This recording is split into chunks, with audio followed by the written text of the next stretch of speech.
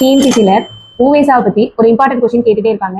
இன்னைக்கு ஊவேசா பதிப்பித்த நூல்கள் என்னென்ன அப்படிங்கிறதையும் எந்த வருடம் அப்படிங்கிறதையும் ஷார்ட்கட்டோட பார்க்கலாம்.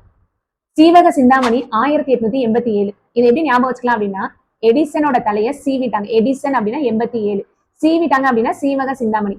ஸோ ஊவேசா பதிப்பித்த நூல்கள் இந்த மாதிரி ஷார்ட்கட்டோட லைன் பை லைன் பார்க்கலாம். அடுத்து 10 பாட்டு 89, 1889. என்ன வச்சது பத்தலை, என்ன அப்படின்னா 89, பத்தலை அப்படின்னா 10 பாட்டுன்னு அர்த்தம். சிலப்பதிகாரம் 1892. சிலம்பரசன் இப்ப தமிழ்நாட்டுல தொண்டு பண்றாரு அப்படின்னு ஞாபகம் வச்சுக்கலாம். தொண்டு அப்படின்னா 92, சிலம்பரசன் அப்படின்னா சிலப்பதிகாரம். அடுத்து புறநானூரை பதிப்பிச்சது 94, 1894.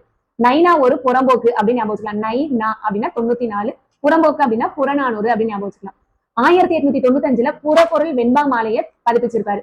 இது எப்படி ஞாபகம் வச்சுக்கலாம் அப்படின்னா, இந்த புறப்பொருள் வெண்பா மாலையில வெண்பாவை எடுத்துக்கலாம். வெண்பா அப்படிங்கிற கேரக்டரே ஒரு நஞ்சு, ஒரு ஹார்ஷா இருப்பாங்க அப்படின்னு தானே நம்ம சீரியல் எல்லாம் பார்த்திருக்கோம். ஸோ நஞ்சு, வெண்பா மனசு ஃபுல்லா நஞ்சு அப்படின்னு ஞாபகம் வச்சுக்கலாம். நஞ்சு அப்படின்னா 95, வெண்பா மனசுல அப்படின்னா வெண்பா மாலை அப்படின்னு ஞாபகம் வச்சுக்கலாம். அடுத்து மணிமேகலையை பதிப்பிச்சது 1898. நைட் ஆனா மணி அடிக்க கூடாது, நைட் ஆனா அப்படின்னா 98, மணி அடிக்க கூடாது அப்படின்னா மணிமேகலை. ஐங்குறு நூறை பதிப்பிச்சது 1903.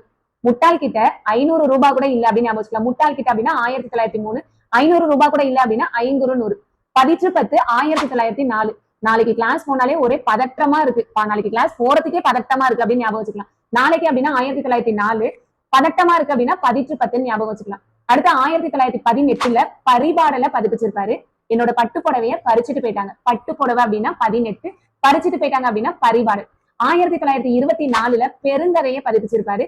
24 மணி நேரமும் பெரிய கதையா சொல்லிட்டான் அப்படின்னு ஞாபகம் வச்சுக்கலாம். 24 மணி நேரமும் அப்படின்னா 1924 பெரிய கதையா சொல்லிட்டான் அப்படின்னா பெருங்கதை. 1928 தமிழ் நெறி விளக்கம். இது எப்படி ஞாபகம் வச்சுக்கலாம் அப்படின்னா, டூயட் பாடிட்டு வந்தோம் அப்படின்னா வீட்டுல விளக்கமாறாலே அடிப்பாங்க. டூயட் அப்படின்னா 28, விளக்கமாறாலே அடிப்பாங்க அப்படின்னா தமிழ் நெறி விளக்கம்னு ஞாபகம் வச்சுக்கலாம்.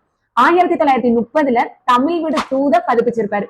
சோ இதுக்கு என்ன ஷார்ட்கட் அப்படின்னா, முத்தம் கேட்டு தூது விட்டுருக்காங்க தமிழ் கிட்ட. முத்தம் கேட்டு அப்படின்னா 1930, முத்தம் கேட்டு தமிழ் கிட்ட தூது விட்டுருக்காங்க அப்படின்னா தமிழ் விடு தூது. சோ இந்த ஷார்ட்கட் எல்லாம் கோர்த்து ரிப்பீட்டடா ஒரு 2 டைம்ஸ் பாருங்க. ஊவேசா பதிப்பித்த எல்லா நூல்களுமே உங்களுக்கு நல்லாவே ஞாபகம் வரும். இன்னைக்கு உங்களுக்கான கொஸ்டின், ஊவேசாவுக்கு அஞ்சல் தலை என்னைக்கு வெளியிட்டாங்க அப்படிங்கறத கமெண்ட் பண்ணிட்டு போங்க. நம்ம கிட்ட அவுட் சோர்ஸ், ஸ்கூல் புக், இது எல்லாத்தோட வீடியோ ஆடியோ ஃபைல்ஸ் வித் ஷார்ட்கட்டோட ப்ரீவியஸ் இயர் எக்ஸ்பிளனேஷனோட அவைலபிளா இருக்கு. வேணுங்கிறவங்க ஸ்கிரீன்ல தெரியுற நம்பருக்கு கான்டாக்ட் பண்ணுங்க. Suffer now, enjoy later. Thank you.